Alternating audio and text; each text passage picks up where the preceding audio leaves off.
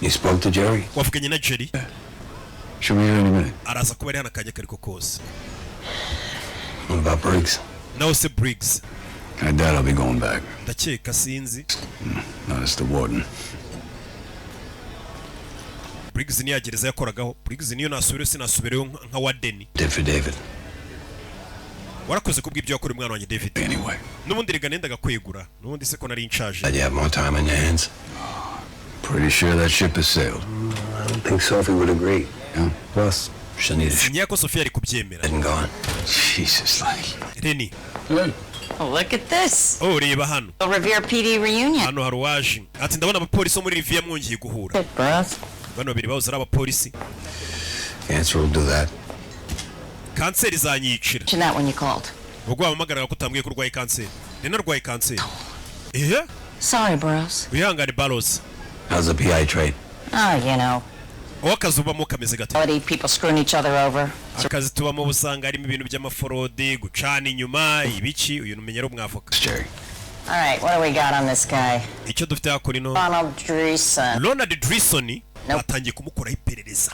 Wa mugabo wa Cherry mushyashya wa muganga ari we wabwiye umugore ngo hari impanuka yabaye ya bisi bigatuma umugore ryajoro asiguruga akagenda ari naho baje kuvuga ngo umugabo yishe umwana we.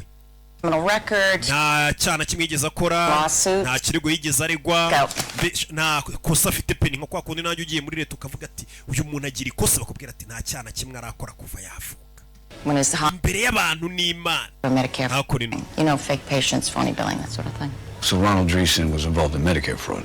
No, he was the key witness against the guy the feds believed was behind it. Ati igihe cyonyine yigeze guhamagarwa muri leta uno Dreesen, Ronald Dreesen n'umugabo wa Cherry uriya washatse umugore wa David Barros ngo ni igihe cyonyine ngo yigeze guhamagazwa mu byerekeranye na fraude y'ibijyanye n'imiti byakorwaga n'ivuriro. Ati none se niwe wabikoraga toya atahubwo icyo gihe yaraje nk'umutanga buhamya no gushinja abakora ubwo bucuruzi bw'imiti butemewe n'amategeko cyangwa se n'izo magendo n'ubwo buriganya. Bivuze ngo ni inyangamugayo ryahamye. Only before it went to trial he got amnesia. Ariko igihe kigeze cyo kujya mu rukiko ngajye gushinja nubwo yarebanje kuvanga abantu azabashinja ngo yisabura ubwonko bwibutsa aravuga ngo ibyo bintu simbyibuka.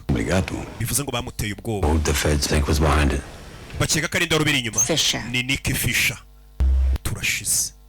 Bivuze ngo Ronald Dreesen afite ahuriye na Nick Fisher. Nick Fisher igihe yigeze gutera ubwoba Ronald Dreesen arabwira ngo ntujye kunshinja mu rukiko cyangwa ugirire nabi. Niko bakeka. You guys want to tell me what's going on? Kandi Nick Fisher abantu baramuzi. All right.